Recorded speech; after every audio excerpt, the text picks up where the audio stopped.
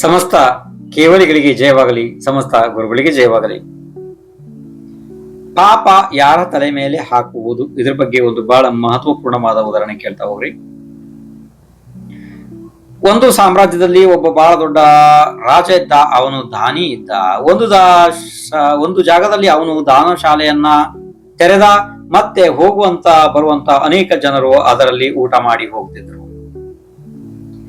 ಒಂದು ಸಲ ಏನಾಯ್ತು ಅಂತಂದ್ರೆ, ಅಡಿಗೆ ಮಾಡುವವರು ಬಿಸಿ ಪಾಯಸವನ್ನ ಹೊರಗಡೆ ಬೇಯಿಸಿ ಇಟ್ಟಿದ್ರು ತಣ್ಣಗಾಗ್ಲಿ ಅಂತ ಹೇಳಿ ಅದರ ಬಾಯಿಯನ್ನ ಮುಚ್ಚಿರ್ಲಿಲ್ಲ. ಆ ಸಮಯದಲ್ಲಿ ಒಂದು ಗಿಡುಗ ಅಂದ್ರೆ ರಣ ಹದ್ದು ಒಂದು ಸತ್ತಿರುವಂತ ವಿಷ ಹಾವು ಅಂದ್ರೆ ಒಂದು ವಿಷ ಹಾವನ್ನ ಸಾಯಿಸಿ ಅದು ಕಾಲಿನಲ್ಲಿ ಹಿಡಿದುಕೊಂಡು ಮೇಲೆ ಹೋಗ್ತಾ ಇದೆ.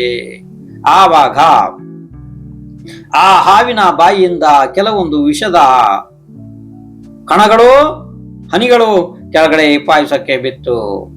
ರಣ ಹದ್ದು ಮುಂದೆ ಹಾವನ್ನ ತಗೊಂಡು ಹೋಗಿ ಬಿಡ್ತು.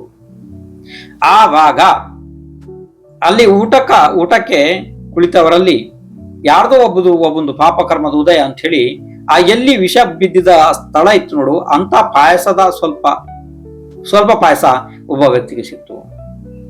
ಅವನು ವಿಷ ಏರಿ ಸತ್ತೋಗ್ಬಿಟ್ಟ ಪಾಪ ವ್ಯಕ್ತಿ. ಇದು ಊರೆಲ್ಲನ ಇದು ಆಯ್ತು ಈ ವಿಷಯ.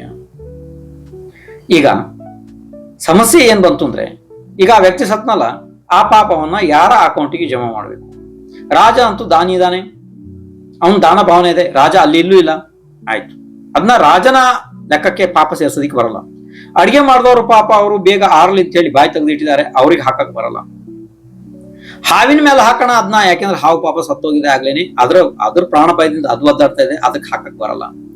ರಣಹದ್ದಿಗೆ ಹಾಕೋಣ, ಅದು ಇಲ್ಲ, ಅದಕ್ಕೇನು ಬೇಕು ಅಂತ ಮಾಡಿಲ್ಲ, ಅದು ಅದರ ಆಹಾರ ಇದೆ, ಬೇಟೆ ಇದೆ, ಅದು ತಗೊಂಡು ಹೋಗ್ತಾ ಇದೆ. ಹಾಗಿದ್ರೆ ಪಾಪ ಈಗ ಯಾರ ತಲೆ ಮೇಲೆ ಹಾಕ್ಬೇಕು? ದೊಡ್ಡ ಸಮಸ್ಯೆ ಬಂತು. ಆ ಪಾಪ ಹಾಗೇನೆ ಇತ್ತು, ಅದನ್ನ ಯಾರ ಮೇಲಾರು ಹಾಕ್ಬೇಕದ್ನ ಇತ್ತು ಅದು. ಅವಾಗ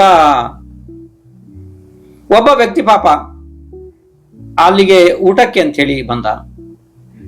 ಆವಾಗ ಒಬ್ಳು ಹೆಂಗಸು ಅಂದ್ಲು, ಒಂದು ಮನೆಯ ಮುಂದೆ ನಿಂತು ಒಬ್ಳು ಹೆಂಗಸು ಅಂದ್ಲು, ಊರಿನ ರಾಜ ಬಹಳ ದುಷ್ಟ ಇದ್ದಾನೆ, ಊಟ ಹಾಕ್ತೀನಿ ಅಂತ ಹೊರಗಡೆ ಮನುಷ್ಯರನ್ನೆಲ್ಲ ಕರ್ಕೊಂಬಂದು ಇಲ್ಲಿ ಊಟ ಹಾಕಿಸಿ ಸಾಯಿಸಿ ಬಿಡ್ತಾನೆ ವಿಷ ಹಾಕಿ ಅಂತ ಹೇಳಿಬಿಟ್ಲು.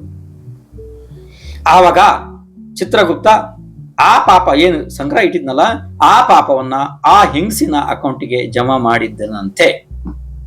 ಅಂದ್ರೆ ಇದೊಂದು ಉದಾಹರಣೆ, ಮಹತ್ವಪೂರ್ಣ ಉದಾಹರಣೆ. ಯಾರಾಕೋ ಪಾಪನ ಎಲ್ಲಿಗೆ ಟ್ರಾನ್ಸ್ಫರ್ ಆಗೋದಿಲ್ಲ, ಅದು ಒಂದು ಉದಾಹರಣೆ ತಿಳ್ಕೊಳ್ರಿ ನೀವು ಇದು.